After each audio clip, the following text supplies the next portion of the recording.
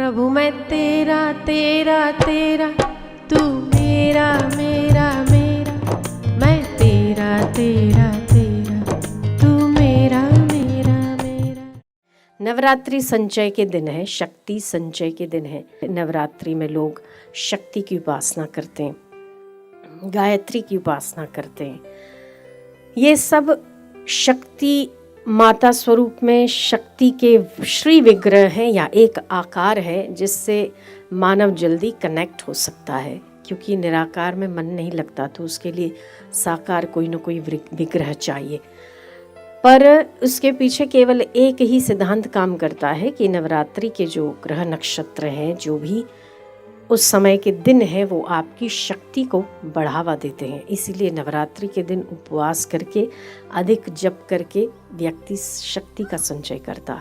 विद्यार्थी इसी दिनों में अगर सरस्वती मंत्र का जप करते हैं तो बुद्धि का विकास होता है, और अन्य व्यक्ति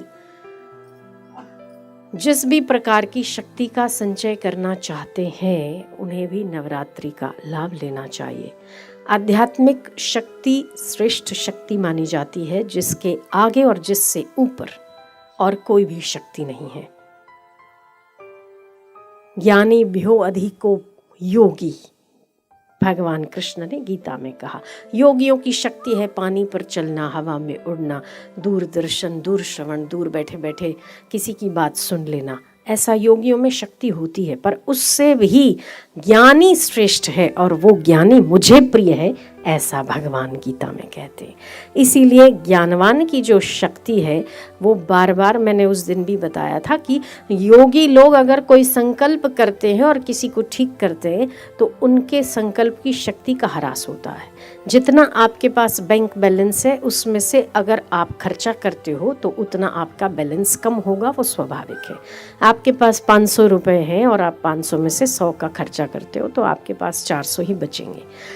योगियों के पास भी ठीक इसी प्रकार की शक्ति होती है कि जितनी उन्होंने तपस्या करके शक्ति का संचय किया है, किसी को ठीक करने में या अपना संकल्प जहाँ जहाँ पर भी वो उपयोग में लाते हैं उनकी शक्ति का ह्रास होता है। ज्ञानवान का ऐसा नहीं होता है, वो सदैव सर्व अवस्थाओं में शक्ति संपन्न रहते हैं। इसीलिए केवल वो अपनी आँखों से ही दूसरों को शक्ति संपन्न बना सकते हैं। ये केवल ताकत ज्ञानवानों के पास होती है। इसीलिए योगियों से ज्ञानी को मैं श्रेष्ठ समझता हूँ और योगियों से ज्ञानी श्रेष्ठ है और वो मुझे प्रिय है। शक्ति आए, पर कैसी शक्ति आए?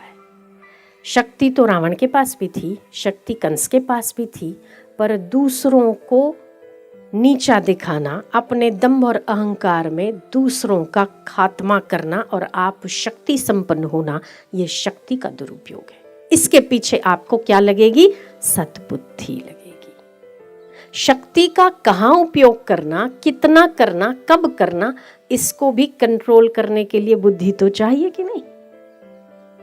शरीर है, जवानी है, यौवन है, धन है, पर उस धन, यौवन और उस शक्ति का यदि व्यभिचार में दुरुपयोग कर लिया तो पछताओगे, निंदा के पात्र बनोगे पक्का। पर यदि वो यौवन है, यदि वो सुंदरता है और यदि वो धन है, उसके पीछे यदि सद्बुद्धि है तो आपका विनाश नहीं वरन विकास होगा।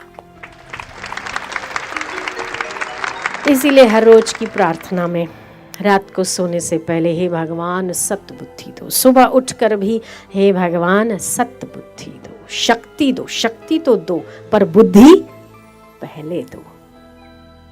शक्ति दो ये प्रार्थना में आया है। ऐसा नहीं कि आप शक्ति संपन्न होना वेदों का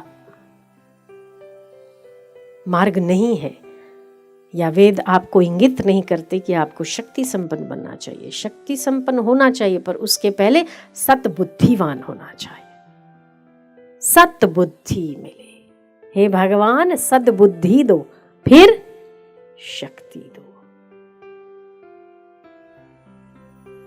निरोगता दो, अपना अपना कर्तव्य पाले और सुखी